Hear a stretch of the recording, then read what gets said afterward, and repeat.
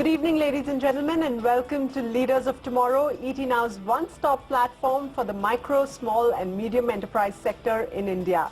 Tonight, we are here for another exciting conversation on MSME Dialogues. India is the fastest growing and the third largest startup ecosystem in the world. Many of us often think of business ideas, but how does one really draw up a sound business plan? What are the key areas of business that need investment? How does one raise funding, and what are venture capitalists evaluating when they look at your business plan? To answer all of these questions and many more, I'm joined by a very eminent panel today. Please welcome Amrish Gupta, CEO and founder, Nolarity; Sunil K. Goyal, founder and CEO of Your Nest; and Shailesh Vikram Singh, ED of Seed Fund. And joining us from Gurgaon is Amit Jain, founder of Car Dekho.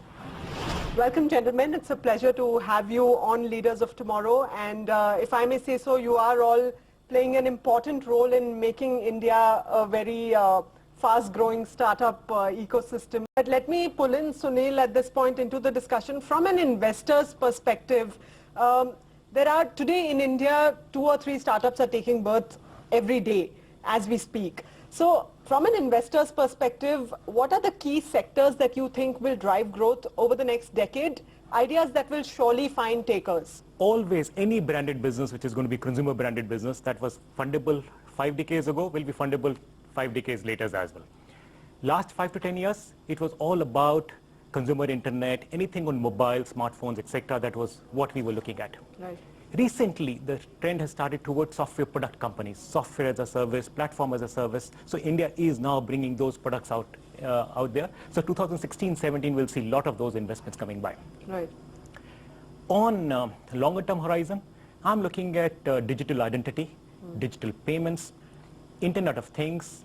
There is going to be hardware design and some defense make in India kind of things that will be funded by some of VCs like us. Even when I'm technology fund, I'm looking at pure technologies coming by. So those are the ideas that are going to be coming by. Okay, so Sunil, one has an idea, one identifies a need gap, but a lot of these startups have never really been to B schools or written a business plan in their lives. Yeah. So Mr. Investor, please tell us, what are the essentials of writing a good business plan? I think if I have to put it in one sentence, it has to be the deep customer insight. Any idea, anything that comes to us on our table, the market could be large, the supply side can be fixed. It is about winning a customer faster than anybody else. If somebody can demonstrate that, they know they have caught the nerve of the customer and they have reduced the cost of acquiring the customer and time to acquire the customer. That can be captured in a thought, in few sentences. It could be demonstrated then in a small, back of the envelope calculation, or not more than one Excel sheet, that somewhere down the line, this particular idea is going to be viable for me to build a sustainable business fund. Sunil, a lot of entrepreneurs are reluctant to approach VC funds because they don't clearly understand how the sharing of the pie really happens, and they believe that they will then be chasing numbers rather than really running the business on a daily basis. What do you have to say to them? Yeah, the entrepreneur has to be always working towards creating value for the customers and nothing else. Chasing valuations, etc. is what we just don't like at all in the complete system of this thing. But on your question of sharing of pie with the VCs, let me just give you an overall perspective on it.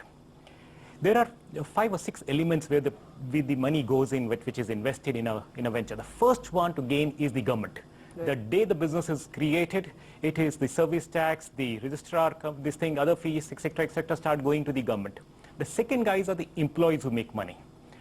Then comes the investors. All the investors, the real investors, are making the money in the venture. Thereafter comes the entrepreneur, and then comes the fund managers like us as VCs and the entire chain of making money. If entrepreneur makes money, then only you can say the VC will make money.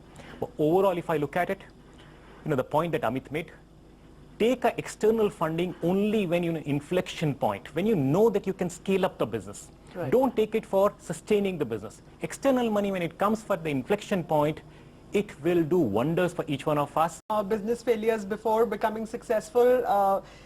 Is it as difficult today to shut down a business as it was? One, we have to go through and manage the failures all the time.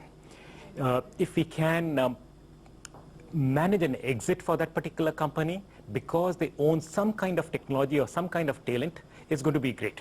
So our customer or business partner or somebody can take it away, maybe at half the price that we've invested in or whatever price that we can ensure continuity of that particular dream going on. It's going to be fabulous. But have we closed businesses?